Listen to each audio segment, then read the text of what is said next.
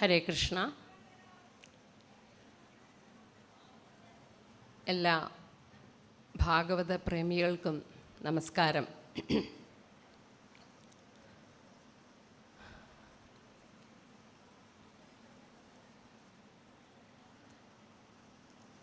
ഇന്ന് ഈ സത്രവേദിയിൽ ഗുരുവായൂരപ്പൻ നമ്മളെ എല്ലാവരെയും ഇരുത്തി ഭഗവാന്റെ കഥകൾ കേൾക്കുവാനായിട്ട് ക്ഷണിച്ചിരിക്കുകയാണ്. നമ്മൾക്ക് പ്രാർത്ഥനയോടുകൂടി ആരംഭിക്കാം. ഓം ശ്രീ ഗുരുഭ്യോ നമഃ. ഓം ശ്രുതിസ്മൃതിപുരാണാനാം ആലയം കരുണാലയം നമാമി ഭഗവത്പാദശങ്കരം ലോകശങ്കരം. കാഞ്ചീവാസായ വിദ്മഹേ ശാന്തരൂപായ ധീമഹി തന്നോ ചന്ദ്രശേഖരേന്ദ്ര പ്രചോദയാത്. നമസ്തേ ശാരദേ ദേവി കാലടീപുരവാസിനി ദക്ഷിണാഭിമുഖേ ദേവി ശുദ്ധജ്ഞാനപ്രദായിനി. ഓം ശ്രീ ഗണേശ ശാരദാ ഗുരുഭ്യോ നമഃ. ഓം ചന്ദ്രമൗലീശ്വര പ്രിയ സദ്ഗുരുനാഥം പ്രത്യക്ഷമദൈവതം സർവദരിദ്ര വിനാശനം കാഞ്ചീ ജഗദ്ഗുരും നമോസ്തുതേ. കാഞ്ചീ ജഗദ്ഗുരും നമോസ്തുതേ. കാഞ്ചീ ജഗദ്ഗുരും നമോസ്തുതേ. ശ്രീകാന്തോ മാതുലേയസ്യ ജനനീ സർവമംഗള ജനക ശങ്കരോ ദേവ തം വന്ദേ കുഞ്ചരാനനം. ഓം ശ്രീ ഗണേശ ശാരദാ ഗുരുഭ്യോ നമഃ.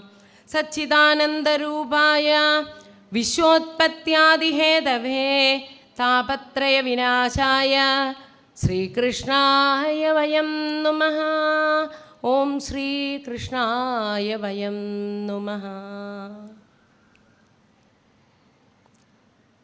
ശ്രീമദ് ഭാഗവതാഖ്യോയം പ്രത്യക്ഷ കൃഷ്ണ ഏവഹി. നമുക്കെല്ലാവർക്കും പറഞ്ഞ് കേട്ടിട്ടുള്ള ഈ ശ്ലോകം. ഭഗവാൻ ശ്രീകൃഷ്ണൻ തന്നെയാണ് ഭാഗവതം. ഭഗവാന്റെ കേശാദിപാദം തന്നെയാണ് ഭാഗവതം. പാദൗ തു പ്രഥമസ്കന്ധോ ദ്വിതീയോ ജാനുനി സ്മൃതഃ തൃതീയ സക്തിനി ജ്ഞേയസ് ചതുർത്ഥ കടിരുച്യതേ. നാഭീം തു പഞ്ചമം വിദ്യാത് ഹൃദയം ഷഷ്ട ഈരിത സപ്തമസ്തു ഉരഃ പ്രോക്തം അഷ്ടമകണ്ഠ ഉച്യതേ. സ്കന്ധൗ തു നവമസ്കന്ധോ ദശമോ മുഖമീരിതം കർണാക്ഷി നാസികായുക്തം സർവാർത്ഥപരിപൂരിതം. ഏകാദശസ്തുത്തമാംഗം ദ്വാദശോ ബ്രഹ്മരന്ധ്രകം. ഏവം ഭാഗവതശാസ്ത്രം വിഷ്ണുമൂർത്തിം പ്രകീർത്തിതം. ഭഗവാന്റെ പാദാദികേശം തന്നെയാണ് ഭാഗവതം എന്ന് ഈ ശ്ലോകം നമ്മളെ പഠിപ്പിക്കുന്നു. അങ്ങനെയുള്ള ഭാഗവതത്തിൻ്റെ അഷ്ടമസ്കന്ധത്തിലാണ് നമ്മൾ ഇപ്പോൾ എത്തിച്ചേർന്നിരിക്കുന്നത്. അഷ്ടമസ്കന്ധത്തിലെ ലക്ഷണം മന്വന്തര വർണ്ണനമാണ്. സദ്ധർമ്മ നിരൂപണം എന്നും ഇതിന് വേറൊരു പേരുണ്ട്. ആ മനുക്കളൊക്കെ എങ്ങനെയാണ് രാജാക്കന്മാരൊക്കെ ധർമ്മിഷ്ഠരായിരുന്നത് എന്ന് ഇവിടെ നമ്മളെ പറഞ്ഞ് പഠിപ്പിച്ചു. പ്രഭാതത്തിൽ ഗജേന്ദ്രമോക്ഷം, ഇന്ദ്രദ്യുമ്നൻ എന്നുള്ള രാജാവ് ഗജേന്ദ്രനായി മാറി. ഭഗവാനെ ഭജിക്കുന്നത് തന്നെയാണ് നമ്മളുടെ പ്രധാന ധർമ്മം എന്ന് നമ്മളെ ആ കഥയിലൂടെ പഠിപ്പിച്ചു. പിന്നീട് പാലാഴി മഥനം നമ്മൾ കേട്ടു. മനസ്സാകുന്ന പാലാഴി ഭഗവത് കഥാശ്രവണം കൊണ്ട് കടഞ്ഞ് അതിലുള്ള കൽമഷങ്ങളെയൊക്കെ ആ ഹാലാഹല വിഷത്തിനെയൊക്കെ കളഞ്ഞ് ഭഗവാനെ കുടിയിരുത്തിയാൽ അമൃത് ലഭിക്കുകയായി. അത് പാലാഴി മഥനത്തിലൂടെ നമ്മൾ കേട്ടു. പിന്നീട് ബലിയെ മഹാബലിയാക്കിയ കഥയും കേൾക്കുകയുണ്ടായി. ദാനശീലനാണ് ബലി. ദാനശീലം എന്നെ കവിഞ്ഞ് വേറെ ആർക്കുമില്ല എന്നുള്ളൊരു അഹന്ത അദ്ദേഹത്തിനുണ്ടായിരുന്നു. ആ അഹന്തയാണ് ഭഗവാൻ നീക്കിയത്. നമ്മൾ ഒരു സത്കർമ്മം ചെയ്യണമെങ്കിൽ പോലും അത് ഭഗവാന്റെ അനുഗ്രഹം ഉണ്ടെങ്കിൽ മാത്രമേ നടക്കുകയുള്ളൂ. ഏത് കർമ്മവും ചെയ്യുവാൻ ഭഗവാന്റെ അനുഗ്രഹം വേണം. അങ്ങനെ ബലിയെ ഭഗവാൻ മഹാബലിയാക്കി മാറ്റി. ഈ അഷ്ടമസ്കന്ധത്തിലെ പിന്നീടുള്ള കഥയാണ് മത്സ്യാവതാര കഥ. മത്സ്യാവതാരത്തിൽ പരീക്ഷിത്ത് ചോദിക്കുന്നു, മത്സ്യാവതാര കഥ തുടങ്ങുന്നതിന് മുമ്പ് അദ്ദേഹം ശ്രീശുക മഹർഷിയോട് ചോദിച്ചു, ഭഗവൻ ശ്രോതുമിച്ഛാമി ഹരേരദ്ഭുതകർമ്മണഃ അവതാര കഥാമാദ്യാം മായാമത്സ്യവിഡംബനം. ഭഗവൻ ശ്രീശുക മഹർഷിയെ ഭഗവാൻ എന്തിനാണ് ഇങ്ങനെ ഒരു മത്സ്യമായി അവതരിച്ചത്? കേവലം ഒരു മത്സ്യം. എന്തിനാണ് ഭഗവാൻ ഇങ്ങനെ അവതാരങ്ങളൊക്കെ എടുക്കുന്നത്? പരീക്ഷത്തിൻ്റെ ഈ ചോദ്യം കേട്ടപ്പോൾ ശ്രീശുക മഹർഷി പറഞ്ഞു, ഭഗവാന് മത്സ്യം എന്നോ കൂർമ്മം എന്നോ വരാഹം എന്നോ നരസിംഹം എന്നോ പക്ഷി മൃഗാദികൾ എന്നോ ഒന്നും വ്യത്യാസമില്ല. നമ്മൾക്കല്ലേ എല്ലാത്തിനെയും വ്യത്യാസമായി കാണുവാനുള്ള ബുദ്ധിയുള്ളത്. ഭഗവാന്റെ മുന്നിൽ എല്ലാം അദ്ദേഹത്തിൻ്റെ തന്നെ സൃഷ്ടികളാണ്. അതുകൊണ്ട് അത് കാണിക്കുവാൻ വേണ്ടിയിട്ടാണ് ഭഗവാൻ മത്സ്യാവതാരമായി വന്നത്. പിന്നീട് പറഞ്ഞു, എപ്പോഴൊക്കെയാണ് ഭഗവാൻ ഇങ്ങനെ അവതാരങ്ങൾ എടുക്കുന്നത്? ഗോവിപ്രസുരസാധൂനാം ഛന്ദസാമഭിചേശ്വര രക്ഷാമിംസ്തൻ ധനൂർധത്തെ ധർമ്മസ്യാർത്ഥസ്യ ചൈവഹി.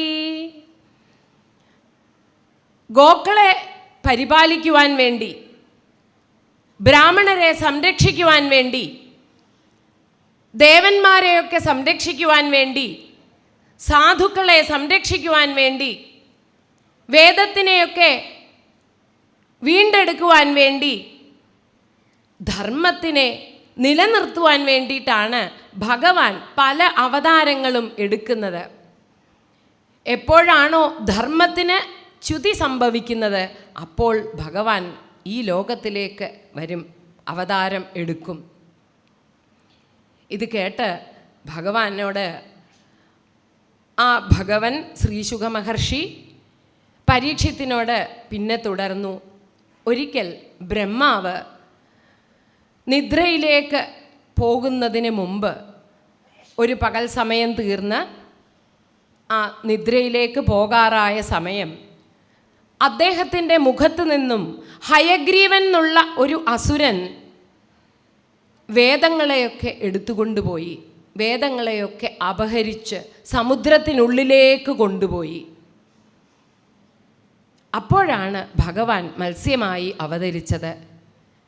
എപ്പോഴും അസുരന്മാരെ വധിക്കുവാൻ വേണ്ടിയിട്ട് മാത്രമല്ല ഭഗവാൻ അവതാരമെടുക്കുന്നത്. ഭഗവാൻ അവതാരമെടുക്കുമ്പോൾ തൻ്റെ ഭക്തന്മാരെ സംരക്ഷിക്കുകയും കൂടെ ചെയ്യുന്നു. വെറുമൊരു കൃഷ്ണനെ വധിക്കുവാനല്ല, വെറും ഒരു കംസനെ വധിക്കുവാനല്ല ഭഗവാൻ കൃഷ്ണാവതാരം എടുത്തത്. കംസനെ വധിക്കുവാൻ മാത്രമല്ല, എത്രയോ ഭക്തന്മാരെയൊക്കെ അനുഗ്രഹിക്കുവാൻ വേണ്ടിയിട്ട് കൂടിയാണ് ഭഗവാൻ അവതാരമെടുത്തത്. കംസാവതാരം മാത്രമല്ല ഭഗവാന്റെ ലക്ഷ്യം. അപ്പോൾ കംസനെ നിഗ്രഹിക്കുന്നതിന് മാത്രമല്ല, ഏത് അസുരന്മാരെയും നിഗ്രഹിക്കുന്നതിന് മാത്രമല്ല, ഭക്തന്മാരെ സംരക്ഷിക്കുവാൻ വേണ്ടിയിട്ടുകൂടിയാണ് ഭഗവാൻ അവതാരമെടുക്കുന്നത്. ഇവിടെയും മത്സ്യാവതാരം എടുത്തപ്പോൾ തൻ്റെ ഭക്തനായ സത്യവ്രതൻ എന്നുള്ള രാജാവിനെ കൂടി സംരക്ഷിക്കുന്നു, അനുഗ്രഹിക്കുന്നു. ഒരിക്കൽ ദ്രവിഡദേശത്തെ സത്യവ്രത രാജാവ് കൃതമാല നദിയിൽ സന്ധ്യാവന്ദനാദികളൊക്കെ ചെയ്യുവാനായി പുറപ്പെട്ടു. അവിടെ പോയി അദ്ദേഹം ഗായത്രി ദേവിയെ പൂജിക്കുവാൻ വേണ്ടി കയ്യിൽ ജലമെടുത്ത് പ്രാർത്ഥിച്ചു. അപ്പോൾ അതാ കയ്യിലൊരു ചെറിയ സ്വർണ്ണ മത്സ്യം. അത് കണ്ട് അദ്ദേഹം പെട്ടെന്ന് അതിനെ താഴേക്ക് ജലത്തിലേക്ക് ഇട്ടു. ജലത്തിൽ വീണ ആ മത്സ്യം രാജാവിനെ നോക്കിക്കൊണ്ട് പറഞ്ഞു, രാജാവേ, എന്നെ ഇവിടെ ഉപേക്ഷിക്കരുത്. വലിയ ജലജീവികൾ വന്ന് എന്നെ ഭക്ഷിക്കും, എന്നെ ഇവിടെ ഉപേക്ഷിക്കരുതേ. ഇത് കേട്ട് സത്യവ്രത രാജാവ് ഭഗവാനെ തന്നെ ധ്യാനിച്ചുകൊണ്ട് ആ മത്സ്യത്തിനെ എടുത്ത് തൻ്റെ കമണ്ടലുവിൽ, തൻ്റെ ജലപാത്രത്തിലിട്ട് ആശ്രമത്തിലേക്ക് പോയി. ആശ്രമത്തിലെത്തി കമണ്ടലു നോക്കിയപ്പോൾ അതാ ആ മത്സ്യം വളർന്ന് ആ കമണ്ടലു നിറഞ്ഞു നിൽക്കുന്നു. ഉടനെ തന്നെ അദ്ദേഹം അതിനെ എടുത്ത് ഒരു വലിയ പാത്രത്തിലേക്കിട്ടു. കുറച്ച് കഴിഞ്ഞ് നോക്കിയപ്പോൾ ആ പാത്രമാകെ വളർന്നു നിൽക്കുന്നു ആ മത്സ്യം. പെട്ടെന്ന് അദ്ദേഹം അതിനെ എടുത്ത് അടുത്തുള്ള കൂപത്തിലേക്കിട്ടു. കൂപവും നിറഞ്ഞു. പിന്നെ അതിനെ എടുത്ത് ഒരു സരസിലേക്കിട്ടു. സരസും നിറഞ്ഞു. അദ്ദേഹം ആ മത്സ്യത്തിനെ എടുത്ത് വീണ്ടും യാത്രയായി ആ വലിയ സമുദ്രത്തിലേക്കിട്ടപ്പോൾ 1,00,000 യോജന വിസ്താരത്തോടുകൂടി ആ മത്സ്യം വളർന്നു വലുതായി. അദ്ദേഹം അതിനെ അവിടെ ഇട്ടിട്ട് തിരിച്ചു പോകാൻ ഒരുങ്ങിയപ്പോൾ അതേ വാചകം പിന്നിൽ നിന്ന് കേട്ടു, എന്നെ ഇവിടെ ഉപേക്ഷിക്കരുതേ, എന്നെ ഇവിടെ വലിയ ജലജീവികൾ ഉപദ്രവിക്കും. ഇത് കേട്ട് സത്യവ്രത രാജാവ് ഒന്ന് നടുങ്ങി. അദ്ദേഹം നോക്കി, ഇത് എന്തായാലും ഭഗവാന്റെ ലീലയാണ്. അദ്ദേഹം സാക്ഷാൽ മഹാവിഷ്ണുവിനെ പ്രാർത്ഥിച്ചു. അപ്പോൾ അതാ പെട്ടെന്ന് ആ മത്സ്യരൂപം 4 തൃക്കൈകളോടുകൂടിയുള്ള ഭഗവാന്റെ മത്സ്യാവതാരമൂർത്തിയായി ആ സത്യവ്രതൻ്റെ മുന്നിൽ ദർശനം കൊടുത്തു. സത്യവ്രതൻ അവിടെ നമസ്കരിച്ചു. ഞാൻ എന്താണ് ചെയ്യേണ്ടത് എന്ന് ചോദിച്ചപ്പോൾ ഭഗവാൻ അരുളി, ഇന്നേക്ക് 7-ാം ദിവസം ഒരു വലിയ പ്രളയമുണ്ടാകും. ആ പ്രളയത്തിൽപ്പെട്ട് സർവ്വജീവജാലങ്ങളും ഒടുങ്ങാതിരിക്കുവാൻ വേണ്ടി ആ ബീജങ്ങളും ആ സസ്യങ്ങളും ഔഷധ ചെടികളും വിത്തുകളും ഒക്കെ എടുത്ത് സൂക്ഷിച്ച് കൊണ്ട് നിൽക്കണം. അപ്പോൾ ഒരു വൃത്താകൃതിയിൽ ഒരു തോണി വരും. ആ തോണിയിൽ സപ്തർഷികൾ ഉണ്ടാവും. അതിലേക്ക് നീ കയറിക്കൊള്ളുക. ഞാൻ പിന്നീട് അവിടെ വന്ന് വേണ്ട കാര്യങ്ങൾ ചെയ്തു കൊള്ളാൻ നിർദ്ദേശിക്കാം. ഉടനെ തന്നെ ഭഗവാനെ നമസ്കരിച്ച് സത്യവ്രതൻ കണ്ണു തുറന്നു നോക്കിയപ്പോൾ ഭഗവാൻ അപ്രത്യക്ഷനായിരിക്കുന്നു. ശ്രീഹരിയെ തന്നെ ധ്യാനിച്ച് ആ സത്യവ്രത മഹാരാജാവ് 7 ദിവസം കഴിച്ചുകൂട്ടി. അതാ 7-ാം ദിവസം വലിയ പ്രളയമുണ്ടായി. ഭഗവാൻ പറഞ്ഞതുപോലെ തന്നെ ആ വലിയ പ്രളയത്തിൽപ്പെട്ട് എന്ത് ചെയ്യണമെന്ന് അറിയാതെ ഇരിക്കുമ്പോൾ ഭഗവാന്റെ വാക്കുകൾ ഓർമ്മയിൽ വന്നു. ആ സസ്യങ്ങളും ഔഷധ ചെടികളും വിത്തുകളും ബീജങ്ങളും ഒക്കെ എടുത്ത് സത്യവ്രതൻ അവിടെ നിൽപ്പായി. അതാ അവിടുന്ന് വൃത്താകൃതിയിൽ സാക്ഷാൽ ഭൂമിദേവി തന്നെ ഒരു തോണിയായി സത്യവ്രതൻ്റെ അടുത്തേക്ക് വന്നു. അതിൽ സപ്തർഷികളും ഉണ്ടായിരുന്നു. ഉടനെ തന്നെ ആ തോണിയിലേക്ക് കയറുകയും ഭഗവാൻ പറഞ്ഞതുപോലെ തന്നെ ഉടനെ ഭഗവാൻ അവിടെ ഒരു 1,00,000 യോജന വിസ്താരമുള്ള ഒറ്റക്കൊമ്പുള്ള സ്വർണ്ണാകൃതിയിലുള്ള മത്സ്യാവതാരമൂർത്തിയായി അവിടേക്ക് വരുന്നു.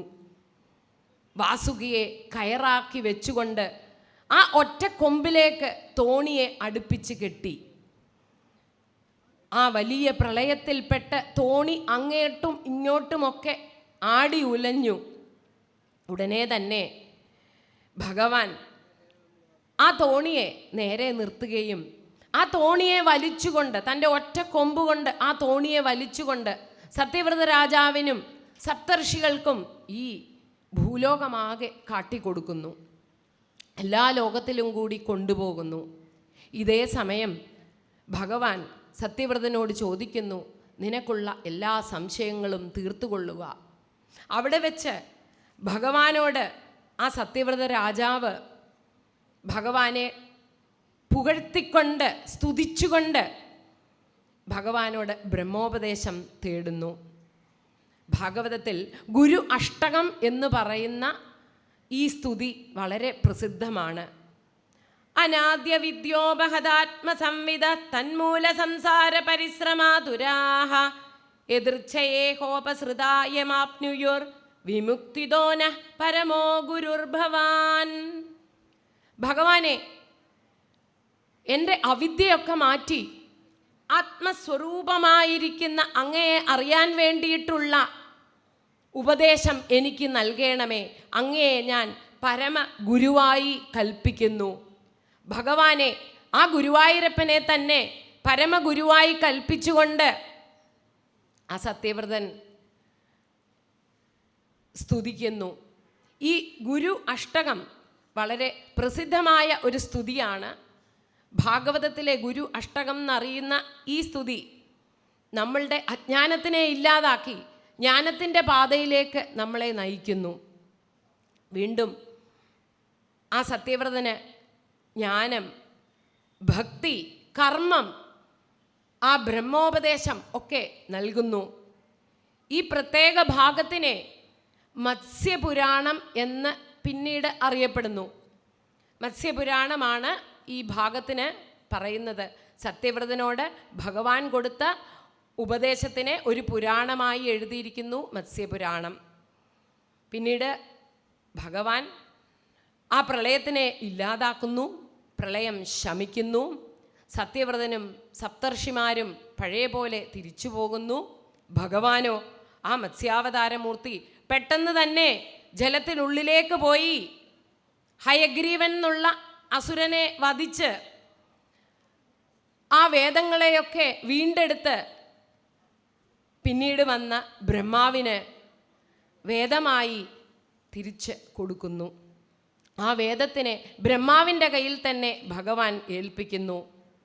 പിന്നീട് ആ മത്സ്യാവതാരമൂർത്തി തിരിച്ച് വൈകുണ്ഠത്തിലുള്ള ആ നാരായണനിലേക്ക് ലയിക്കുകയും ചെയ്യുന്നു. സത്യവ്രതൻ അങ്ങനെ ഭഗവാന്റെ അനുഗ്രഹം കൊണ്ട് പിന്നീടുള്ള മനുവായി അവതരിക്കുകയും ചെയ്യുന്നു. അങ്ങനെ ഭക്തന് സംരക്ഷണവും വേദങ്ങളെ ഒക്കെ സംരക്ഷിക്കുകയും ചെയ്യുന്ന നാരായണന് നമസ്കാരം. പ്രളയപയോധി ജലേ ധൃതവാനസി വേദം വിഹിതമഹീത്രചരിത്രമഖേദം കേശവാധൃത മീനശരീരാ ജയ ജഗദീശ ഹരേ. മത്സ്യാവതാരമൂർത്തിക്ക് ജയ്. ഇവിടെ വേദവ്യാസൻ ഒരു ഫലശ്രുതി കൂടെ എഴുതി. ഈ കഥ ആര് കേൾക്കുന്നുവോ, ആര് കീർത്തിക്കുന്നുവോ അവർക്ക് സർവപാപങ്ങളിൽ നിന്നും മുക്തിയുണ്ടാകും, അവരുടെ ജ്ഞാനം വർദ്ധിക്കും. ഇങ്ങനെ അഷ്ടമസ്കന്ധത്തിനെ പരീക്ഷത്തിന് വേണ്ടി ശ്രീശുകൻ പറഞ്ഞ് നിർത്തി. അങ്ങനെ ഭഗവാനാണ് എല്ലാം. ഭഗവാന്റെ അനുഗ്രഹം കൊണ്ട് മാത്രമേ ഈ ലോകത്തിൽ എല്ലാം സാധ്യമാവുകയുള്ളൂ.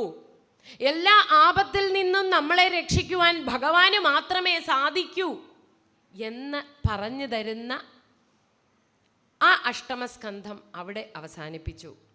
പിന്നീട് നവമസ്കന്ധത്തിലേക്ക് നീങ്ങുകയായി.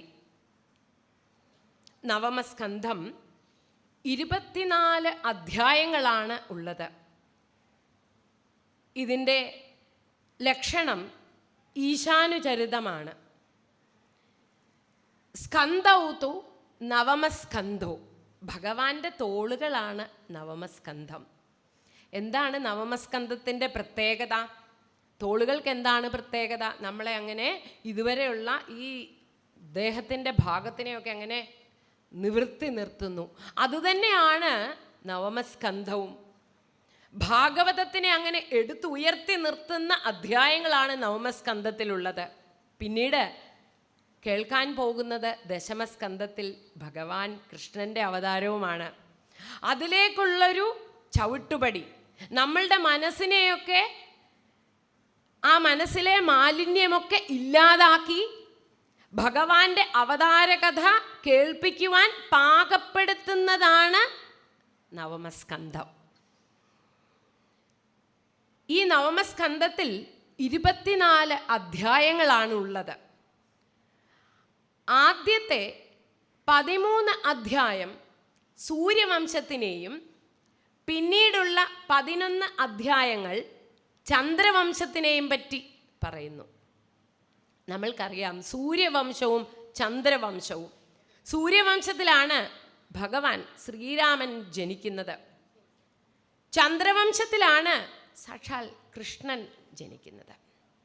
അപ്പം 2 ഭഗവാന്റെ ആ മർത്യാവതാരങ്ങളെ പറ്റി പറയാൻ പോകുന്നതാണ് നവമസ്കന്ധവും.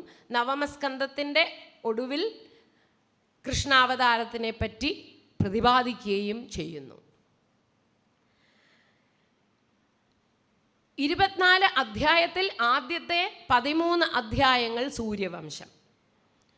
ഭഗവാൻ നാരായണൻ, ആ നാരായണനിൽ നിന്ന്, അദ്ദേഹത്തിൻ്റെ നാഭിയിൽ നിന്ന് ബ്രഹ്മദേവൻ, പിന്നീട് ബ്രഹ്മദേവനിൽ നിന്ന് അദ്ദേഹത്തിൻ്റെ മനസ്സിൽ നിന്ന് മരീചി, മരീചിയിൽ നിന്ന് കശ്യപൻ, കശ്യപനിൽ നിന്ന് വിവസ്വാൻ, ആ വിവസ്വാനും സജ്ഞാദേവിക്കും കൂടി ശ്രാദ്ധദേവൻ, ശ്രാദ്ധദേവനും ശ്രദ്ധാദേവിക്കും കൂടി 10 പുത്രന്മാർ.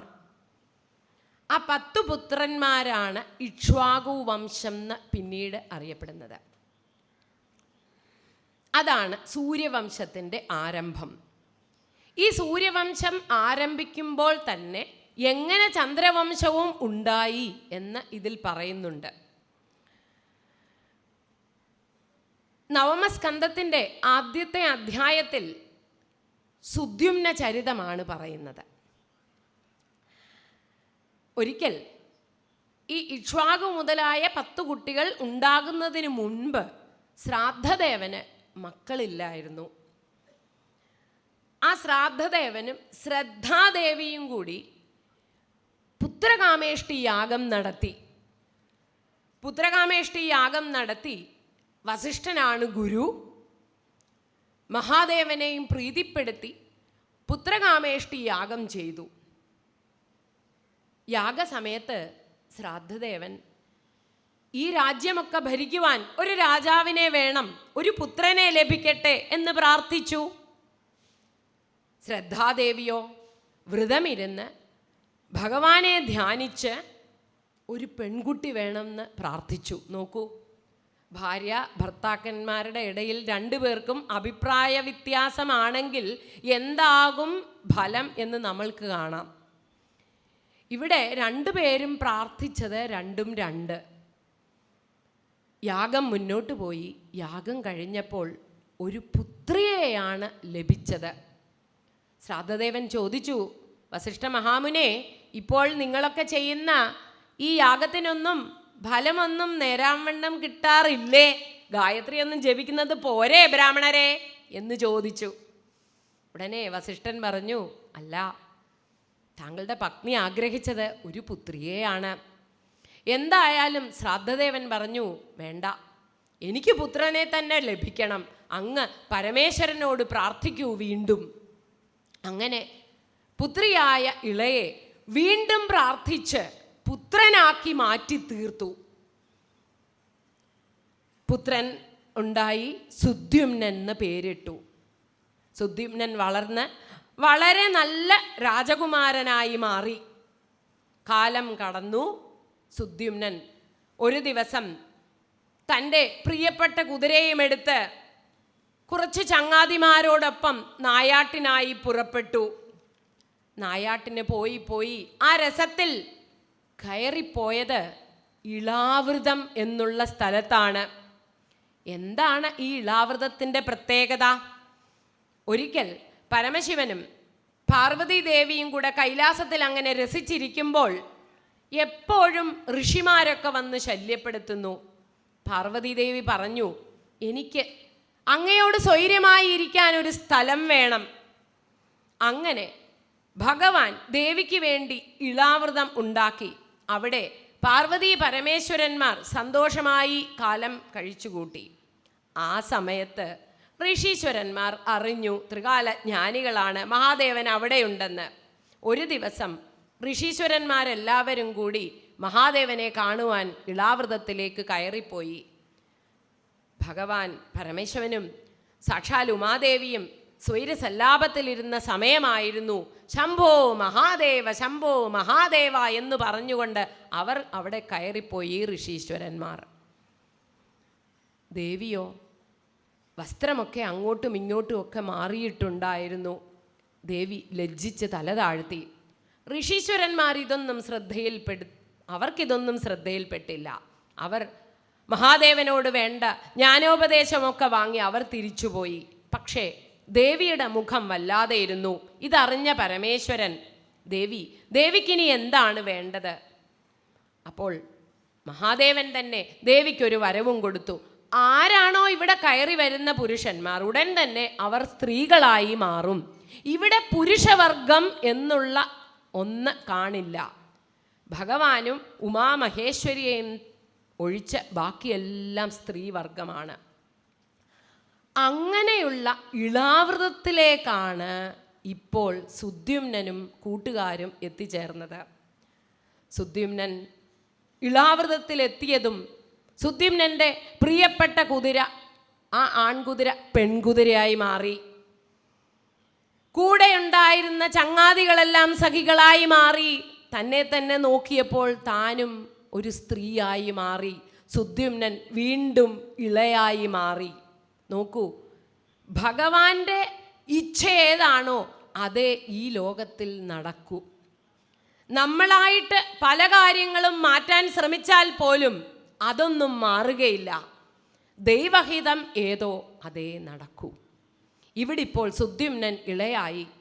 എന്ത് ചെയ്യണം എന്നറിയാതെ തൻ്റെ സഖികളോടൊപ്പം കാട്ടിൽ കൂടി നടക്കുമ്പോൾ അതാ അവിടെ ചന്ദ്രൻ്റെ പുത്രനായ ബുധൻ ഈ ഇളയെന്നുള്ള സ്ത്രീയെ കണ്ട് മോഹിച്ചു. അവർ തമ്മിൽ വിവാഹം ചെയ്തു. അവർക്ക് പുരൂരുവസ് എന്നുള്ളൊരു സന്തതിയുമുണ്ടായി. ഇതാണ് ചന്ദ്രവംശത്തിൻ്റെ ആരംഭം. സൂര്യവംശത്തിനോട് ചേർന്ന് തന്നെയാണ് ചന്ദ്രവംശവും. ഇങ്ങനെ ചന്ദ്രവംശം ആരംഭമായി. കുറച്ചുനാൾ ഇളയങ്ങനെ സന്തോഷമായിട്ടിരുന്നു. എപ്പോഴോ ഒരിക്കൽ അവളുടെ മനസ്സിൽ ദുഃഖമുണ്ടായി.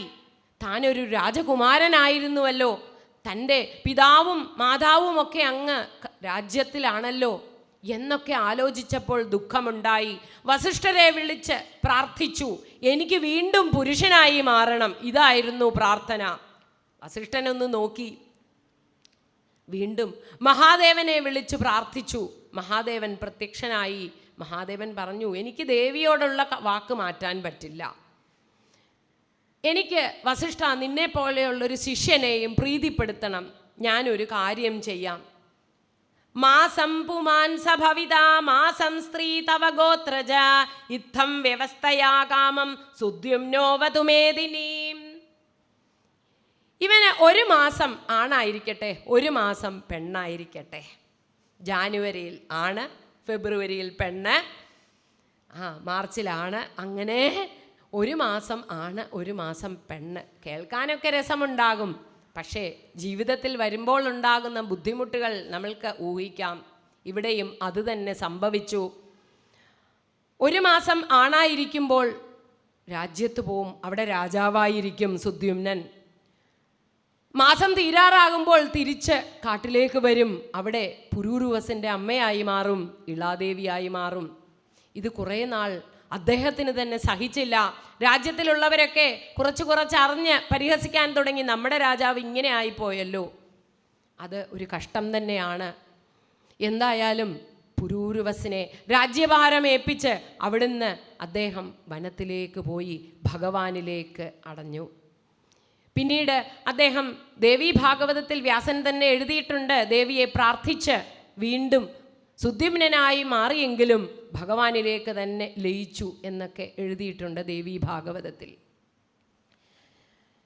പിന്നീട് ഈ സുദ്യുമ്ന ചരിതത്തിനെ പറഞ്ഞതിന് ശേഷം പരീക്ഷിത്ത് വീണ്ടും അടുത്ത അധ്യായത്തിൽ, അടുത്ത കഥയിൽ പരീക്ഷിത്തിനോട് ശ്രീശുകൻ ആ സൂര്യവംശത്തിനെ പറ്റി കൂടുതൽ പറയുന്നു. ഇക്ഷാകു വംശമൊക്കെ 10 പുത്രന്മാരുടെ പേരുകളും മറ്റും വർണ്ണിക്കുന്നു. എന്താണ് നമ്മളെ ഈ സുദ്യുമ്ന ചരിതത്തിൽ നമ്മളെ പഠിപ്പിച്ചത്?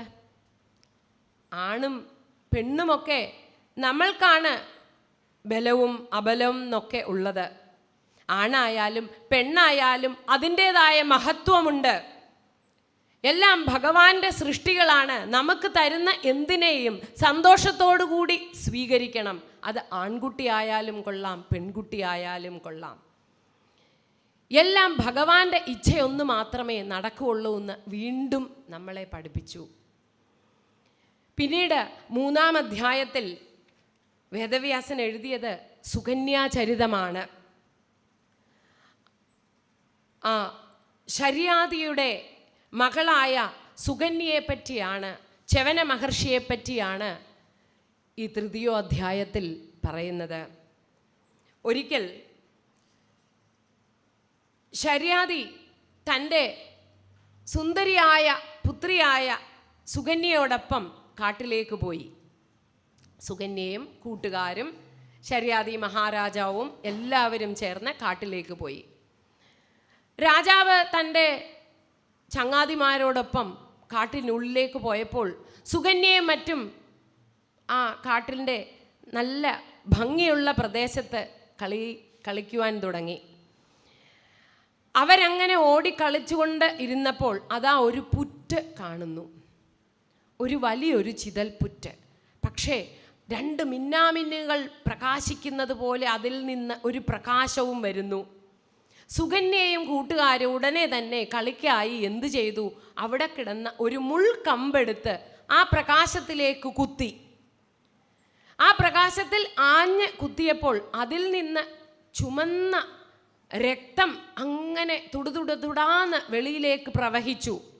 ഇത് കണ്ട് സുകന്യയും കൂട്ടുകാരും ഓടി അച്ഛൻ്റെ അടുത്തേക്ക് വന്നു.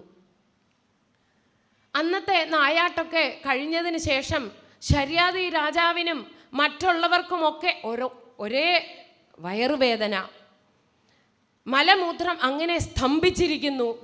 എല്ലാവർക്കും ഒരേ പ്രയാസം. എന്താണ് ചെയ്യേണ്ടത്? എന്താണ് പറ്റിയത്? ശര്യാദി രാജാവ് ഭഗവാനെ തന്നെ ധ്യാനിച്ചു. എന്നിട്ട് എല്ലാവരോടും ചോദിച്ചു, നീതിമാനായ ആ രാജാവ് ചോദിച്ചു, നിങ്ങൾ ആരെങ്കിലും ഇവിടെ ഉപദ്രവിച്ചുവോ? ഏതെങ്കിലും മഹത് വ്യക്തികളെ നിങ്ങൾ ആരെങ്കിലും ഉപദ്രവിച്ചുവോ? അതിൻ്റെ ഫലമാണിത്. ഉടനെ തന്നെ ഭടന്മാർ പറഞ്ഞു, ഞങ്ങളാരും ഒന്നും ചെയ്തില്ല.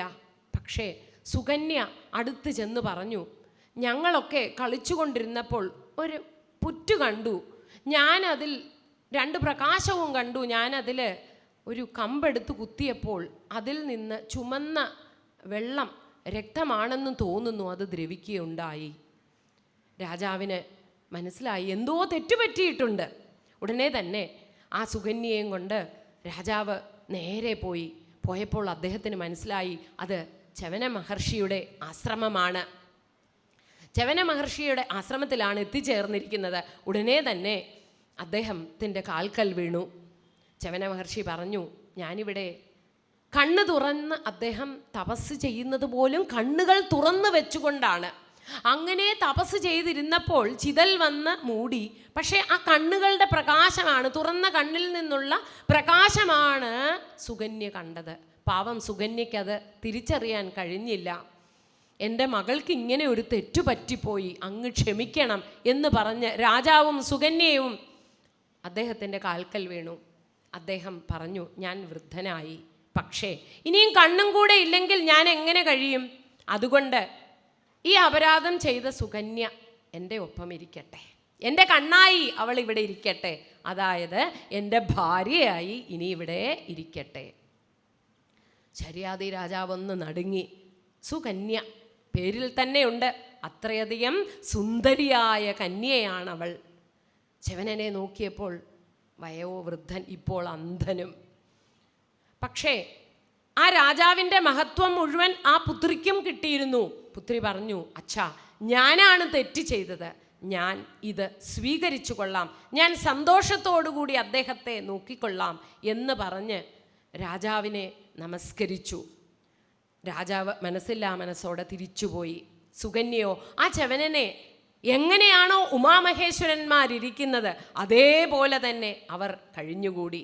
സുകന്യ നല്ല പോലെ ആ ഭർത്താവിനെ ശുശ്രൂഷിച്ചു. ച്യവനന് വളരെ സന്തോഷം തോന്നി.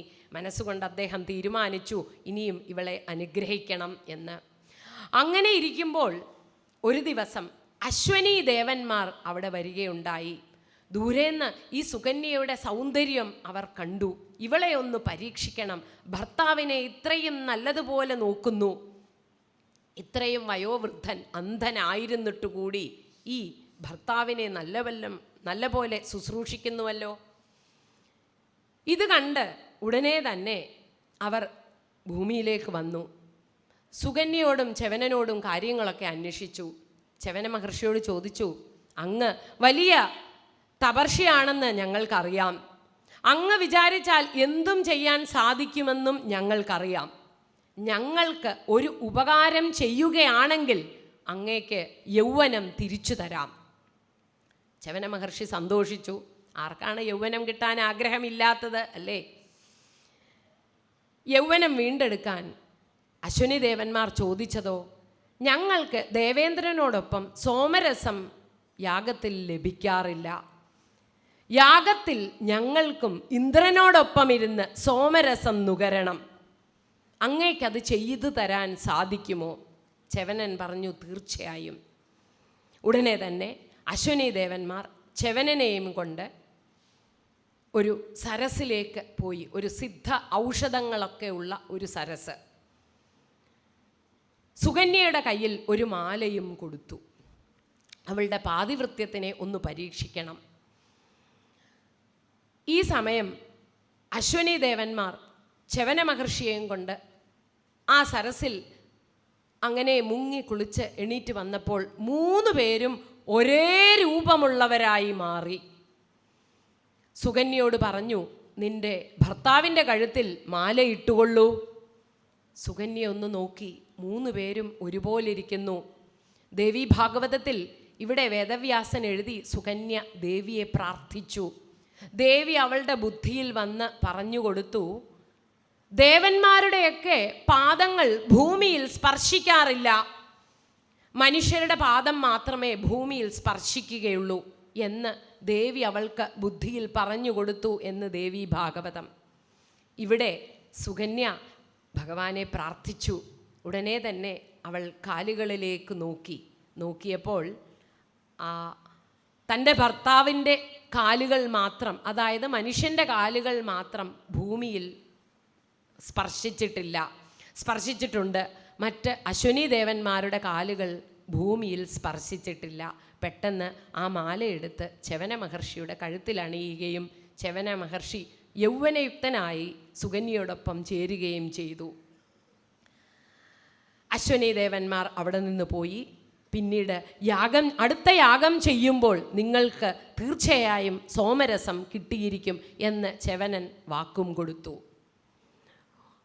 അങ്ങനെ സന്തോഷമായി ച്യവനനും സുകന്യയും ഇരിക്കെ ഒരു ദിവസം ശര്യാതി രാജാവ് അവിടെ എത്തി. ശര്യാതി ചോദിച്ചു, ദൂരെന്ന് നോക്കിയപ്പോൾ മകൾ അതാ ഒരു സുന്ദരനായ ചെറുപ്പക്കാരൻ്റെ കൂടെ ഇരിക്കുന്നു. അദ്ദേഹത്തിന് സഹിച്ചില്ല. നീ ആ ച്യവന മഹർഷിയെ ചതിച്ചുവോ എന്ന് ചോദിച്ചു. ഉടനെ തന്നെ ച്യവന മഹർഷിയും സുകന്യയും അദ്ദേഹത്തിൻ്റെ കാൽക്കൽ വീഴുകയും നടന്ന കഥകളൊക്കെ പറയുകയും ചെയ്തു. രാജാവ് വളരെ സന്തോഷവാനായി. തൻ്റെ പതിവ്രതയായ പുത്രിക്ക് ഇങ്ങനെ ഒരു സൗഭാഗ്യം ലഭിച്ചുവല്ലോ എന്ന് വിചാരിച്ചു.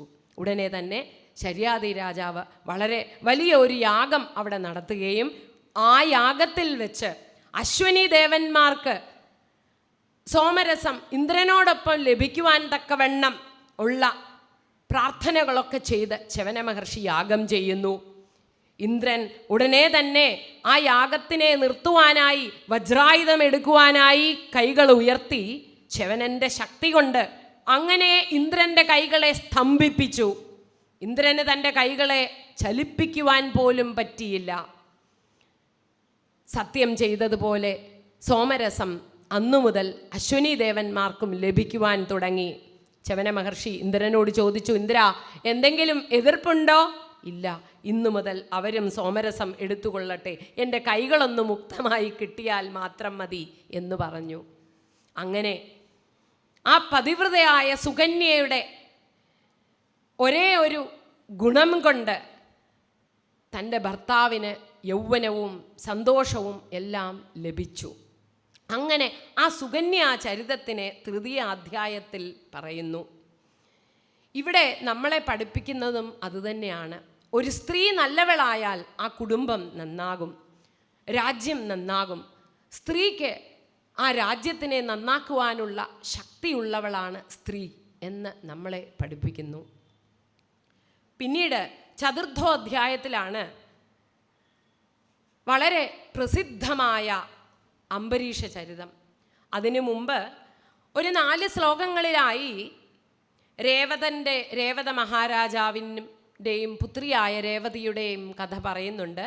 രേവത മഹാരാജാവ് തൻ്റെ പുത്രിയായ രേവതിക്ക് വേണ്ടി അനുരൂപനായ വരനെ തേടി ബ്രഹ്മാവിനോട് തന്നെ പോയി ചോദിക്കാം എന്ന് വിചാരിച്ച് ബ്രഹ്മലോകത്തിലേക്ക് പോയി.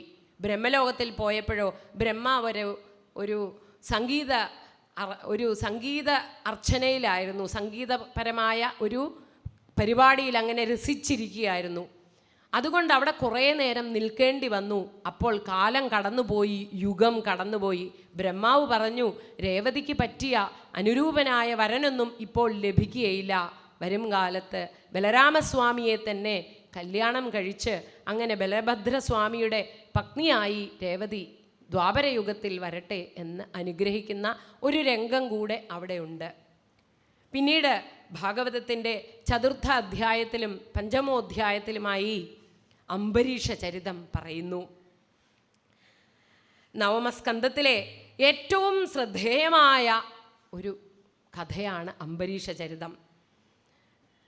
ദ്വാദശാദിത്യന്മാർ, അവരുടെ പുത്രൻ വിവസ്വാൻ, ആ വിവസ്വാൻ്റെ പുത്രൻ വൈവസ്വതമനു, പിന്നീട് അദ്ദേഹത്തിൻ്റെ പുത്രൻ നഭാഗൻ, ആ നഭകൻ്റെ പുത്രൻ നാഭാഗൻ, ആ നാഭാഗൻ്റെ പുത്രൻ അംബരീഷൻ.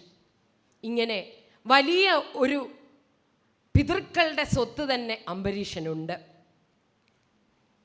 പറയുകയാണ് പരീക്ഷത്തിനോട് ശ്രീശുക മഹർഷി, ഒരു ബ്രാഹ്മണ ശാപം പോലും ഏൽക്കാത്ത ഒരു രാജാവുണ്ടായിരുന്നു, പേര് അംബരീഷൻ. ബ്രാഹ്മണ ശാപം ഏൽക്കാതിരിക്കുകയോ? പരീക്ഷിത്ത് എന്തുകൊണ്ടാണ് അവിടെ ഇരിക്കുന്നത്? ഒരു ബ്രാഹ്മണൻ്റെ ശാപം കിട്ടിയിട്ട്. അപ്പോൾ ബ്രാഹ്മണ ശാപം ഏൽക്കാത്ത ഒരു രാജാവുണ്ടായിരുന്നു എന്ന് കേട്ടപ്പോൾ പരീക്ഷിത്ത് ഒരു കൊച്ചുകുട്ടിയെ പോലെ പറഞ്ഞു, എനിക്കാ കഥ കേൾക്കണം, ആ അംബരീഷ ചരിതം എന്താണെന്ന് എനിക്കറിയണം. ഉടനെ ആരംഭിച്ചു, അംബരീഷൻ്റെ കഥ പറയുവാൻ ആരംഭിച്ചു. അംബരീഷൻ 7 ആഴികളും ചൂഴുന്ന ഒരു മന്നനായിരുന്നു. വളരെ സ്വത്ത് അദ്ദേഹത്തിന് വന്നു ചേർന്നിരുന്നു. പറയുകയാണ്, പിതൃക്കളിൽ നിന്ന് കിട്ടിയ ആ സ്വത്ത് വളരെ സത്യസന്ധതയുള്ളതായിരുന്നു. എങ്ങനെയാണ് ഇത്രയും സമ്പത്ത് അംബരീഷന് വന്നു ചേർന്നത് എന്നാദ്യം പറഞ്ഞു.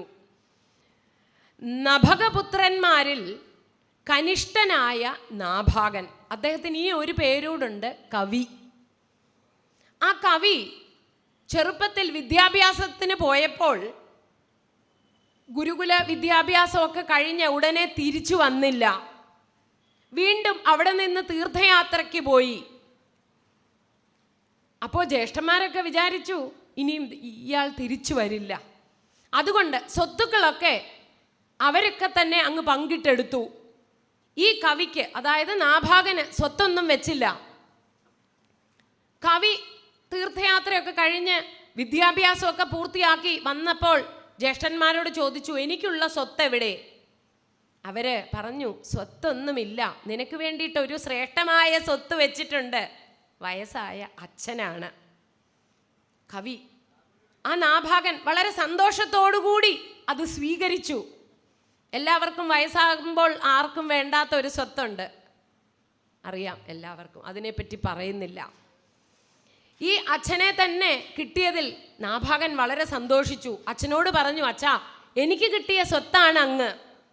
അച്ഛനൊന്ന് നോക്കി, എന്നെ കൊണ്ട് നിനക്കൊരു പ്രയോജനമൊന്നും ഉണ്ടാകില്ലല്ലോ, സ്വത്തായാൽ എന്തെങ്കിലും പ്രയോജനം വേണ്ടേ?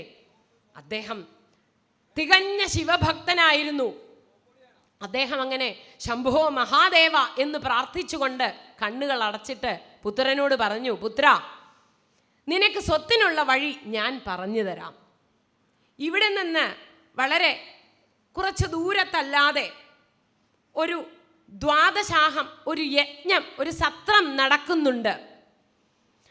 ആ സത്രത്തിൽ അംഗീരസ ഗോത്രന്മാരായ ഋഷികളാണ് വരുന്നത്. സ്വർഗത്തിൽ നിന്ന് തന്നെ ആ ഋഷികൾ വന്ന് സത്രം നടത്തുകയാണ്. ആ സത്രത്തിൻ്റെ 6ാമത്തെ ദിവസമാകുമ്പോൾ അവർക്കൊരു മന്ത്രം മറന്നുപോകും. ആ മന്ത്രം അവർക്ക് കിട്ടില്ല. നീ ആ മന്ത്രം പോയി അവർക്ക് ഉപദേശിച്ചു കൊടുക്കണം. വളരെ സന്തോഷമായി. ഉടനെ തന്നെ നാഭാഗൻ പോയി. അച്ഛൻ പറഞ്ഞതുപോലെ 6ാമത്തെ ദിവസം അവർക്കാർക്കും മന്ത്രം കിട്ടിയില്ല. വളരെ വിനീതനായി അദ്ദേഹം പോയിട്ട് പറഞ്ഞു, ഞാൻ ചൊല്ലുന്ന മന്ത്രം തന്നെയാണോ എന്നൊന്ന് നോക്കൂ. ഒന്നും അഹങ്കാരത്തോടുകൂടി പറഞ്ഞില്ല എന്നർത്ഥം. ആ മന്ത്രം ചൊല്ലി അത് അവർക്ക് ഇഷ്ടമായി. അവരെല്ലാം ആ മന്ത്രം പഠിച്ചു. അങ്ങനെ ആ യാഗം പൂർത്തീകരിച്ചു. 12ാമത്തെ ദിവസം യാഗം പൂർത്തീകരിച്ച് മിച്ചം വന്ന സ്വത്തൊക്കെ ഈ നാഭാഗനോട് എടുത്തുകൊള്ളാൻ പറഞ്ഞു. ആ സത്രത്തിൽ മിച്ചം വന്നിരുന്ന അത്ര സ്വത്തും അദ്ദേഹത്തിന് ലഭിച്ചു. എല്ലാം എടുത്തുകൊണ്ട് പുറപ്പെടുവാൻ ഒരുങ്ങുമ്പോൾ അതാ മുന്നിലൊരു സ്വരൂപം. അദ്ദേഹം പറഞ്ഞു, ആ ദക്ഷാധ്വരത്തിന് ശേഷം എനിക്കുള്ളതാണ് യാഗത്തിൻ്റെ അവസാനത്തെ സ്വത്ത്. അപ്പോൾ അദ്ദേഹം പറഞ്ഞു, കവി പറഞ്ഞു, അല്ലല്ലോ, എൻ്റെ അച്ഛൻ പറഞ്ഞത് ഇവിടെ കിട്ടുന്നതും സ്വത്ത് എനിക്കുള്ളതാണ്. മാത്രമല്ല ആ ഋഷീശ്വരന്മാർ അറിഞ്ഞ് എനിക്ക് തന്നതുമാണ്. അത് സംശയമുണ്ടെങ്കിൽ നീ പോയി നിന്റെ പിതാവിനോട് തന്നെ ചോദിക്കൂ. ഉടനെ തന്നെ നാഭാഗൻ നമസ്കരിച്ചിട്ട് പിതാവിനോട് പോയി. പിതാവിൻ്റെ അടുത്ത് എന്ന് പറഞ്ഞ് ഇങ്ങനെ ഞാൻ എല്ലാം എടുത്തുകൊണ്ട് വരാൻ ഒരുങ്ങിയപ്പോൾ ഒരു ശബ്ദം കേട്ടു. ആ ശബ്ദം വളരെ ബലമായിട്ടുള്ള അർത്ഥവത്തായിട്ടുള്ള വാക്കുകളായിരുന്നു. ആ സ്വത്ത് എൻ്റേതാണ് എന്ന് ഗർവോടുകൂടി പറഞ്ഞു. ആ ശിവഭക്തൻ കണ്ണുകൾ അടച്ചു. സാക്ഷാൽ ഭഗവാൻ മഹാദേവൻ തന്നെയാണ് തൻ്റെ പുത്രനെ അനുഗ്രഹിച്ചിരിക്കുന്നത് എന്ന് അദ്ദേഹത്തിന് മനസ്സിലായി. തിരിച്ചുപോയി ക്ഷമ ചോദിക്കൂ, അത് ഭഗവാനുള്ളതാണ്, അത് ശ്രീരുദ്രനുള്ളതാണ് മകനെ എന്ന് പറഞ്ഞു. ഉടൻ തന്നെ കവി തിരിച്ചു വന്നു.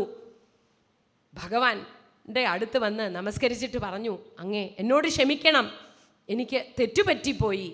ഉടനെ തന്നെ ആ സത്യസന്ധനായ പിതാവിൻ്റെയും ആ സത്യസന്ധനായ പുത്രനെയും അനുഗ്രഹിക്കുവാൻ ഭഗവാൻ മഹേശ്വരൻ, സാക്ഷാൽ മമ്മിയൂരപ്പൻ, ഈ പെരുന്തട്ടയിലിരിക്കുന്ന ആ മഹാശിവൻ മഹാരുദ്രൻ അങ്ങനെ തന്നെ അനുഗ്രഹിച്ചു. അങ്ങനെ ആ നാഭാഗന് സർവ സ്വത്തുക്കളും കിട്ടി.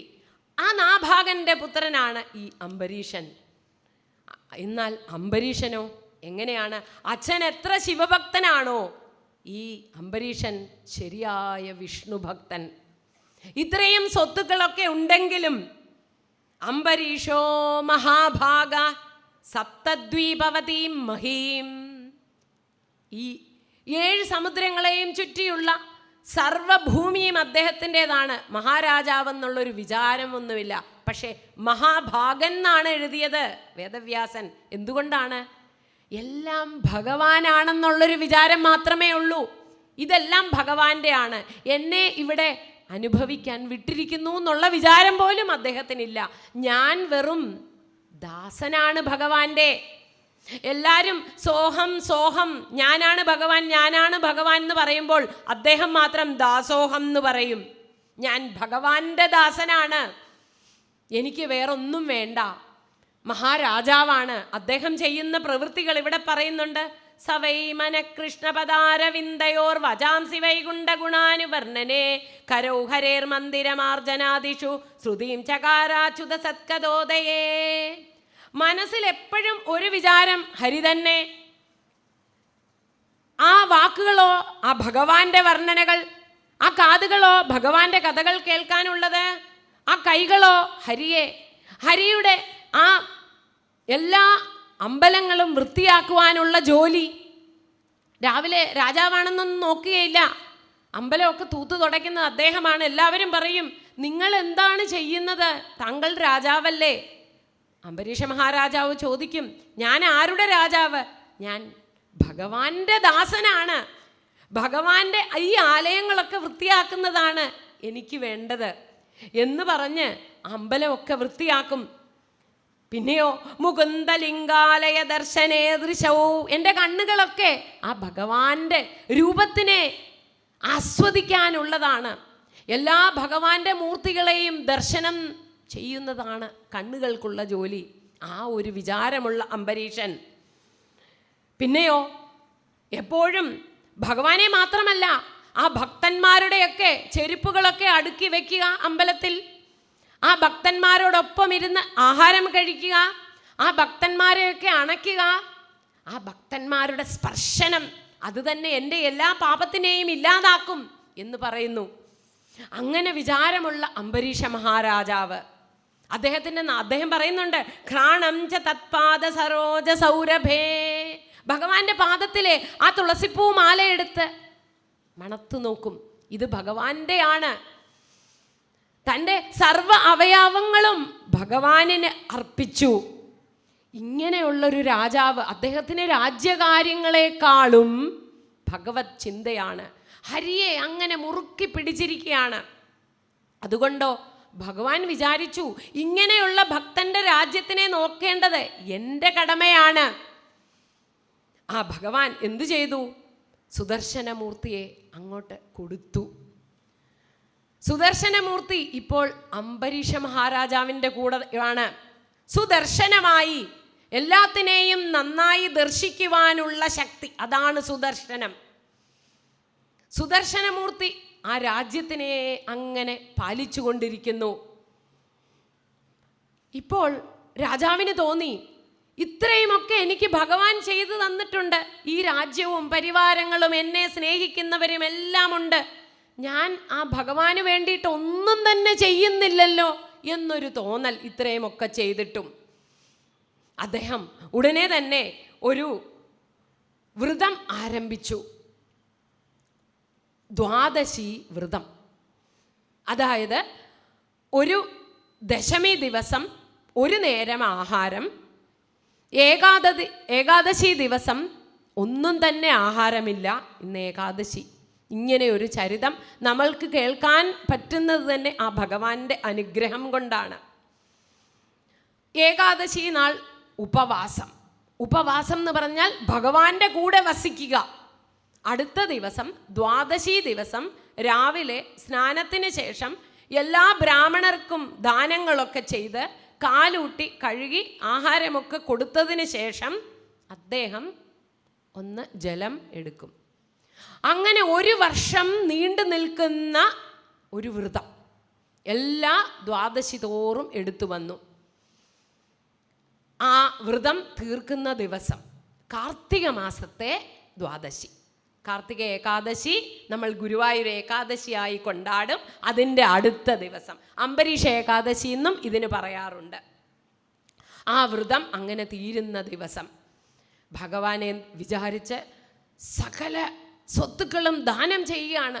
ബ്രാഹ്മണർക്കൊക്കെ ദാനം, ഗോദാനം 60 ലക്ഷം പശുക്കളെയൊക്കെയാണ് ദാനം ചെയ്തത്. അതും സ്വർണം വെള്ളിയൊക്കെ കെട്ടി ദാനം അങ്ങനെ ചെയ്തുകൊണ്ടേയിരുന്നു. ദ്വാദശി വ്രതം തീർക്കാനായി, ആ പാരണ സമയം തീർക്കാനായിട്ടുള്ള സമയം എത്തിച്ചേർന്നു. പാരണ സമയം, വ്രതം അവസാനിപ്പിക്കുന്ന സമയമായി. ഒരു വർഷം നീണ്ടു നിന്ന വ്രതത്തിന് ശേഷം ഭഗവാനെ അങ്ങനെ പ്രീതിപ്പെടുത്തുവാനായി അംബരീഷ മഹാരാജാവും പത്നിയും കൂടെ ആ മധുവനത്തിൽ അങ്ങനെ എല്ലാ തയ്യാറെടുപ്പുകളോടും കൂടി ഇരിക്കുമ്പോൾ അവിടെ അതാ വരുന്നു ഭഗവൻ സാക്ഷാത് ദുർവാസ ഭഗവാൻ അഭൂത്. ഭഗവാൻ തന്നെയാണ് എഴുതിയത്. ഭഗവാൻ തന്നെ ദുർവാസാവായിട്ട് അങ്ങോട്ട് എത്തിച്ചേർന്നു. എല്ലാവരും ദുർവാസ മഹർഷിയെ ഒരുപാട് കുറ്റങ്ങളൊക്കെ പറയുന്ന ഒരു രംഗമാണ്. പക്ഷേ വേദവ്യാസൻ ഭഗവാൻ തന്നെ എന്ന് എടുത്തെഴുതിയിട്ടുണ്ട്. സാക്ഷാത് ദുർവാസ ഭഗവാൻ അഭൂത്. ഭഗവാൻ തന്നെ ദുർവാസാവിൻ്റെ രൂപത്തിൽ എന്ന് പറഞ്ഞതുപോലെ ദുർവാസ മഹർഷി അങ്ങോട്ട് എത്തിച്ചേർന്നു. ദുർവാസ മഹർഷിയെ കണ്ടതും ഭഗവാനെ പോലെ ഇത്രയും ശ്രേഷ്ഠനായ ഒരു മഹർഷി, സാക്ഷാൽ മഹാശിവന്റെ അവതാരമാണ്, അംശാവതാരമാണ്, അങ്ങനെയുള്ള അദ്ദേഹം എത്തിച്ചേർന്നുവല്ലോ. അദ്ദേഹത്തിനെ ഇങ്ങനെ വ്രതം അവസാനിപ്പിക്കുകയാണ്, ഭോജനത്തിന് വേണ്ടി വരണം എന്ന് ക്ഷണിച്ചപ്പോൾ ദുർവാസാമുനി ഇങ്ങനെയൊന്ന് നോക്കിയതിന് ശേഷം പറഞ്ഞു, ഞാൻ യമുനയിൽ പോയി മാധ്യാഹ്നിക കർമ്മങ്ങളൊക്കെ ചെയ്തിട്ട് ഇപ്പോൾ തിരിച്ചു വരാം എന്ന് പറഞ്ഞു.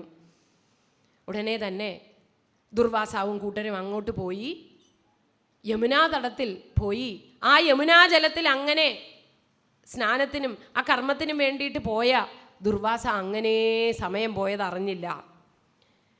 ഇവിടെ മേൽപ്പത്തൂർ പരാർത്തിശീലോ എന്നാണ് എഴുതിയത്. മറ്റുള്ളവരെ ഒന്ന് പരീക്ഷിക്കുന്ന ശീലമുള്ളവൻ എന്ന് തന്നെയാണ് എഴുതിയത് മേൽപ്പത്തൂര്. എന്തായാലും കൊള്ളാം, ദുർവാസാമുനി അവിടെ ആ യമുനാതടത്തിൽ ധ്യാനത്തിൽ അങ്ങനെ ഇരുന്നു എന്ന് ഭാഗവതം. പാരണ സമയം തീരാറായി. അംബരീഷ മഹാരാജാവ് എന്ത് ചെയ്യണം എന്നറിയാതെ ദുഃഖിച്ചു. എന്താണ് ചെയ്യേണ്ടത്? ബ്രാഹ്മണ ശ്രേഷ്ഠന്മാരോട് എല്ലാവരോടും ചോദിച്ചു, ഞാനിപ്പോൾ എന്താണ് ചെയ്യേണ്ടത്? രാജാവാണ്, ബ്രാഹ്മണരുടെ ഉപദേശം കേൾക്കും. ബ്രാഹ്മണരെല്ലാവരും പറഞ്ഞു, അംഭസാ കേവലേനാഥ കരിഷ്യേ വ്രതപാരണം പ്രാഹുരഭക്ഷണം വിപ്രാ ഹ്യശിതം നാശിതം ച തത്. ഒരു സ്പൂൺ ജലമെടുത്ത്, ശകലം ജലമെടുത്ത് ഈ പാരണ, ഈ വ്രതം അവസാനിപ്പിക്കാം. ജലം എങ്ങനെയാണ്? ഹി അശിതം ന അശിതം. ഇതൊരു ജലം എന്ന് പറയുന്നത് ഒരു ഭക്ഷണവുമല്ല, എന്നാലൊട്ട് ഭക്ഷണവുമാണ്. ഇതിനെ ഭക്ഷണമായിട്ട് കൂട്ടാൻ പറ്റില്ല, പക്ഷെ വ്രതം അവസാനിപ്പിക്കാനുള്ള ഭക്ഷണമായിട്ട് കൂട്ടാം. അതുകൊണ്ട് അങ്ങ് ഒരു തീർത്ഥം എടുത്ത് ഈ പാരണ അങ്ങോട്ട് അവസാനിപ്പിച്ചുകൊള്ളൂ. കൈകാൽ കഴുകി ഭഗവാനെ തന്നെ ധ്യാനിച്ചു, സാക്ഷാൽ ശ്രീഹരിയെ തന്നെ ധ്യാനിച്ചുകൊണ്ട് ആ ജലം സേവിച്ചു. ഉടനെ തന്നെ ആ ദുർവാസാമുനി അവിടേക്ക് എത്തുകയായി. നീ എന്നെ കൂടാതെ പാരണ വീട്ടുകയോ? ഞാൻ നിന്റെ ഉച്ഛിഷ്ടമാണോ ഭക്ഷിക്കേണ്ടത് എന്ന് തന്നെ ചോദിച്ചു.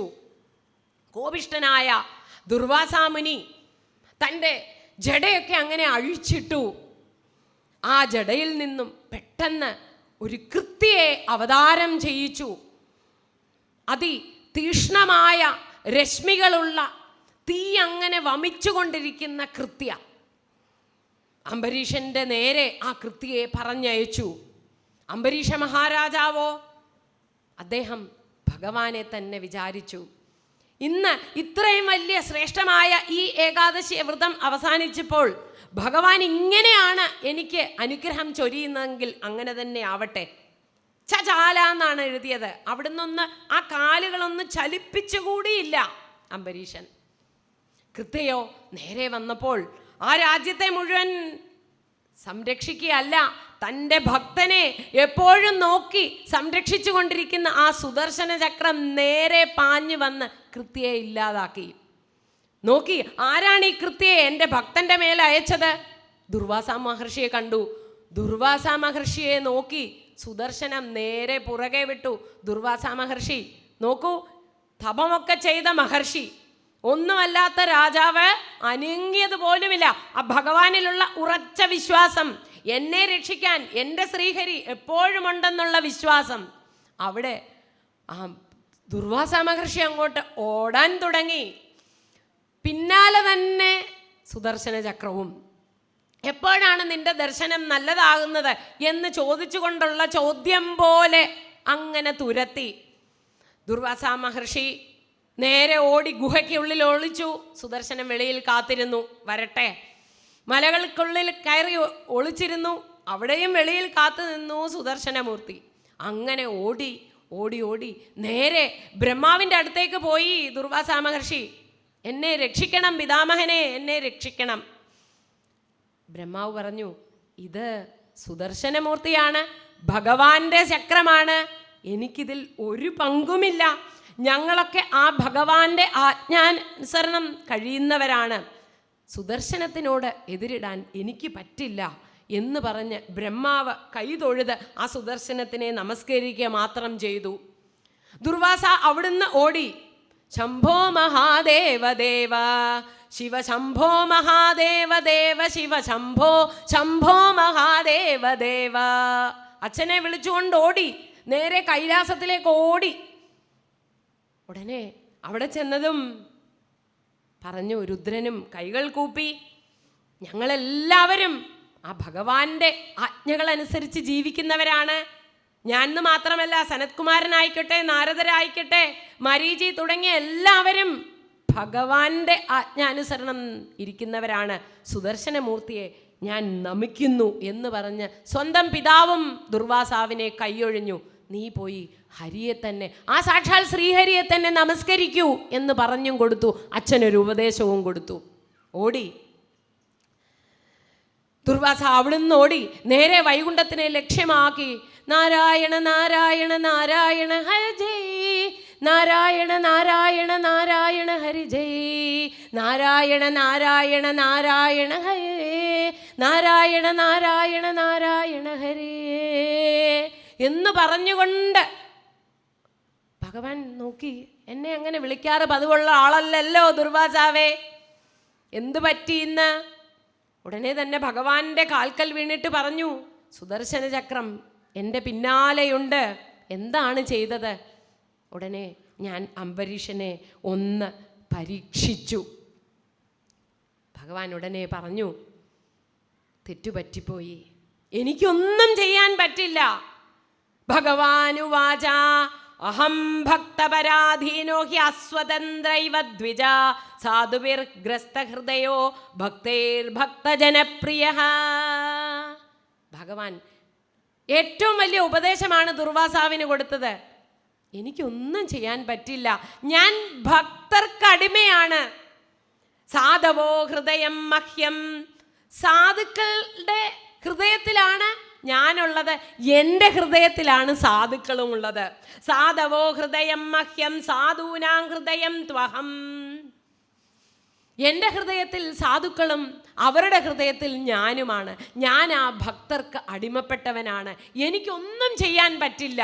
എൻ്റെ ഭക്തനെ എന്തെങ്കിലും നിങ്ങളെ ചെയ്യാൻ പറ്റുള്ളൂ, ഭക്തന് മാത്രമേ നിങ്ങളെ സഹായിക്കാൻ പറ്റുകയുള്ളൂ. മുനെ, തപസ്സും വിദ്യയും ഒക്കെ ഒരു ബ്രാഹ്മണന് ശ്രേഷ്ഠമാണ്, പക്ഷേ അതിൻ്റെ കൂടെ കുറച്ച് വിനയവും വേണം. തപോ വിദ്യാച വിപ്രാണാം നിശ്രേയസകരേ ഉഭേ ത ഏവ ദുർവിനീതസ്യ കൽപേതേ കർത്തുരന്യഥാ. ഏവർക്കും വേണ്ട ഒരു ഉപദേശമാണ് ഇവിടെ തന്നത്. ജ്ഞാനം തപച്ഛ വിനയാന്വിതമേവ മാന്യം. ഭട്ടതിരിപ്പാട് എഴുതി, ജ്ഞാനം തപച്ഛ വിനയാന്വിതം ഏവ മാന്യം. ഒരാൾക്ക് ജ്ഞാനം നല്ലതാണ്, തപശക്തി നല്ലതാണ്, ശാസ്ത്രവും പഠനവും ഒക്കെ നല്ലതാണ്. ഒപ്പം എന്ത് വേണം? വിനയം വേണം. ആ വിനയമില്ലെങ്കിൽ ഈ പഠിപ്പിനൊന്നും ഒരു കാര്യവുമില്ല. ലോകത്തിന് വേണ്ട ഉപദേശം തന്നെയാണ് വ്യാസമഹർഷി അവിടെ എഴുതിയത്. പരീക്ഷത്തിനോട് പറഞ്ഞു, ശുഗർ അങ്ങനെ പരീക്ഷത്തിനോട് പറഞ്ഞു, പരീക്ഷിത്തെ, ലോകത്തിന് വേണ്ട ഉപദേശമാണിത്. ജ്ഞാനം തപച്ഛ വിനയാന്വിതം ഏവ മാന്യം. ആർക്ക് ജ്ഞാനമുണ്ടോ, തപശക്തിയുണ്ടോ, എന്തെല്ലാം തന്നെ ശക്തികളുണ്ടോ, ഒപ്പം വിനയവും വേണം. അതുകൊണ്ട് ദുർവാസാവേ, പോയി ആ അംബരീഷന്റെ കാൽക്കൽ തന്നെ വീണുകൊള്ളൂ. ഉടനെ തന്നെ ഭഗവാനെ നമസ്കരിച്ച് ജ്ഞാനം ലഭിച്ചു. ഇപ്പോൾ മനസ്സിൽ ഓടി. ഇപ്പോഴും സുദർശനമൂർത്തി വിട്ടില്ല.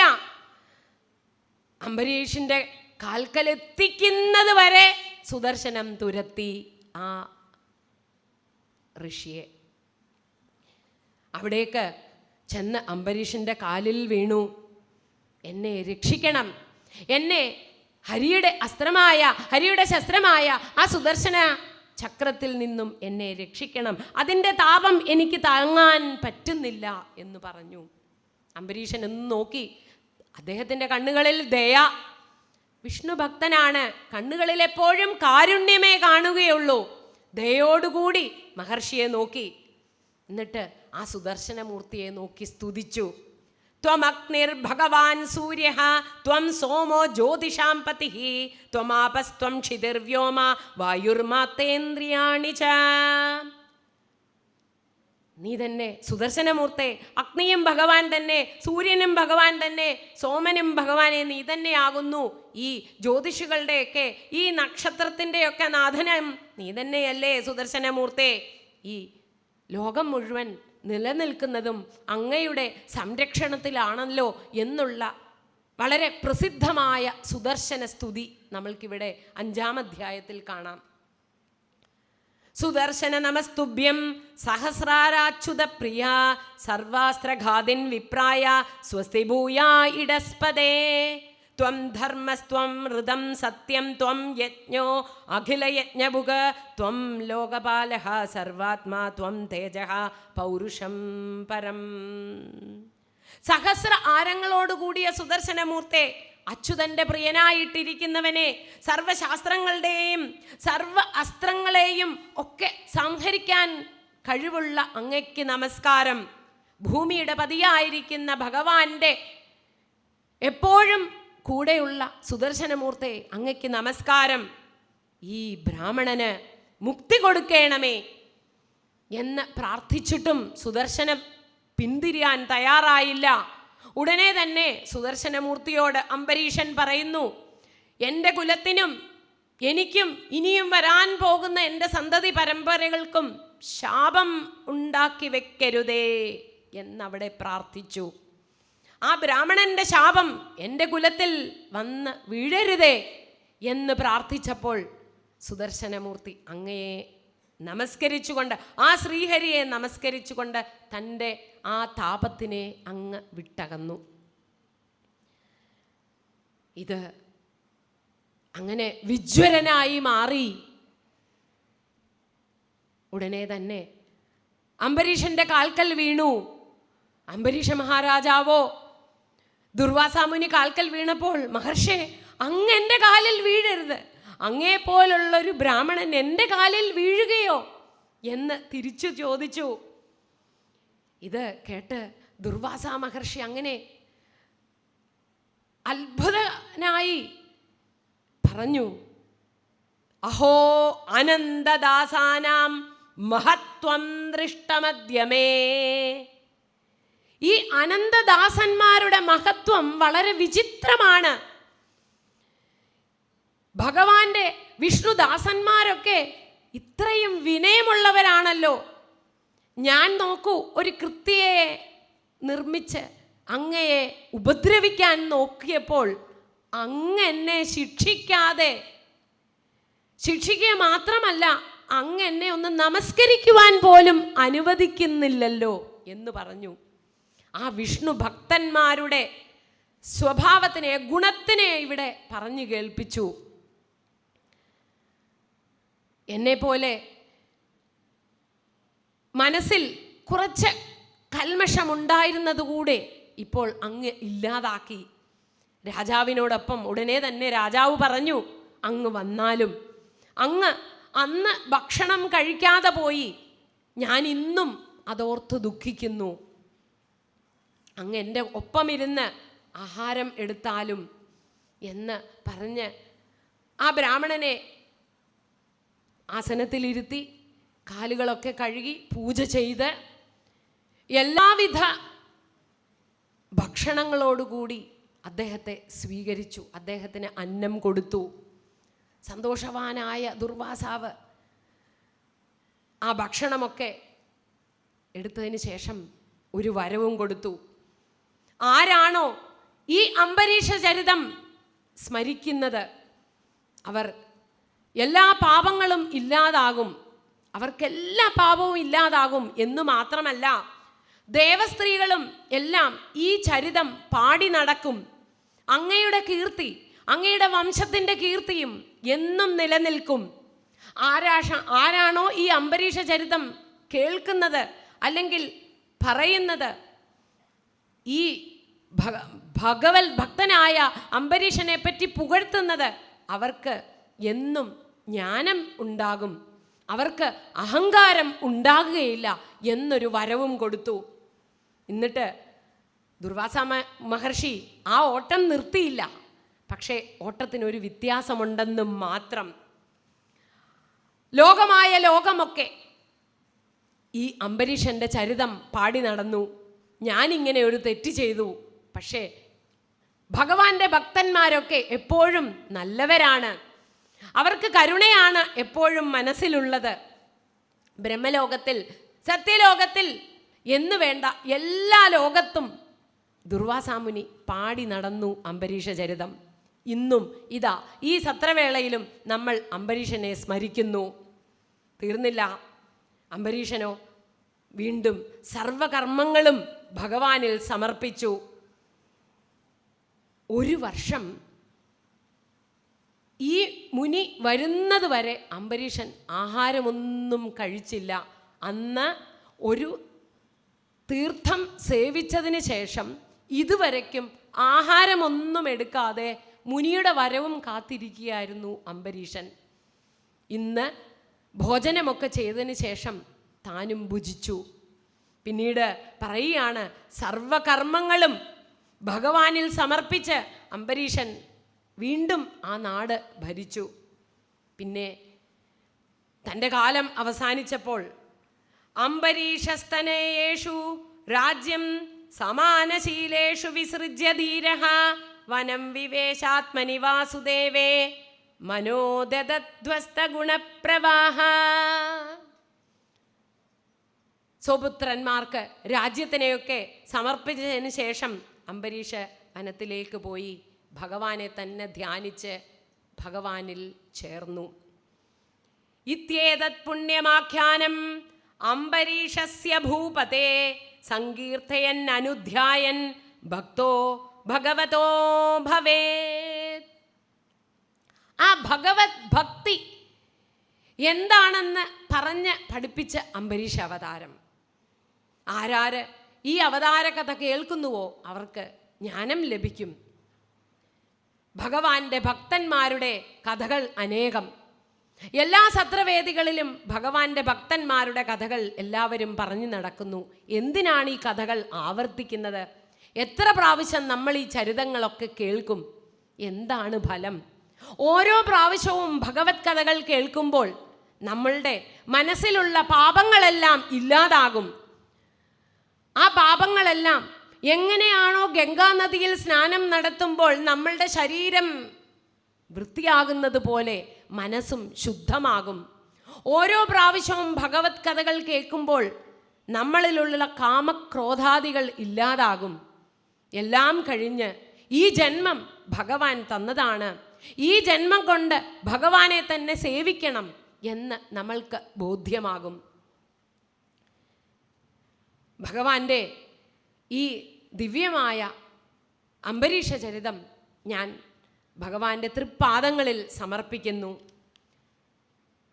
വേദാനുദ്ധരതേ ജഗന്നിവഹതേ ഭൂഗോളമുദ്ഭിഭ്രതേ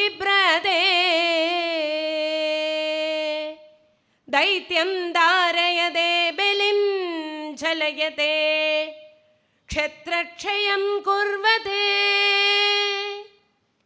പൗലസ്ത്യം ജയതേ ഹലം കലയതേ കാരുണ്യമാദന്വതേ മ്ലേച്ഛാൻ മൂർച്ഛയതേ ദശാകൃതി കൃതേ ശ്രീകൃഷ്ണായ തുഭ്യം നമഃ.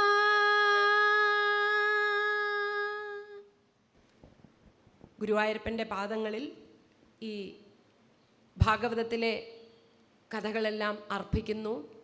എനിക്ക് ഇങ്ങനെ ഒരു അവസരം ഉണ്ടാക്കി തന്ന പെരുന്തട്ട ക്ഷേത്രത്തിലെ എല്ലാ ഭാരവാഹികളോടും നന്ദി പ്രകാശിപ്പിക്കുന്നു. ഒപ്പം നാരായണസ്വാമി അവർകളോട്, മാമാവിനോട് എൻ്റെ നമസ്കാരവും നന്ദിയും രേഖപ്പെടുത്തിക്കൊള്ളുന്നു. എൻ്റെ എല്ലാ വാക്കുകളും ഗുരുവിൻ്റെ പാദങ്ങളിലും ഇത്രയും നേരം കേട്ടിരുന്ന ഭക്തന്മാരായ നിങ്ങളുടെ എല്ലാവരുടെയും പാദങ്ങളിലും സമർപ്പിക്കുന്നു. ഓം ശ്രീ ഗുരുഭ്യോ നമഃ. കായേന വാചാ മനസേന്ദ്രിയേ വാ ബുദ്ധ്യാത്മനാ വാ പ്രകൃതേ സ്വഭാവാത് കരോമി യദ്യത് സകലം പരസ്മൈ ശ്രീമന്നാരായണായേതി സമർപ്പയാമി. ഹരി ഓം ശ്രീ ഗുരുഭ്യോ നമഃ.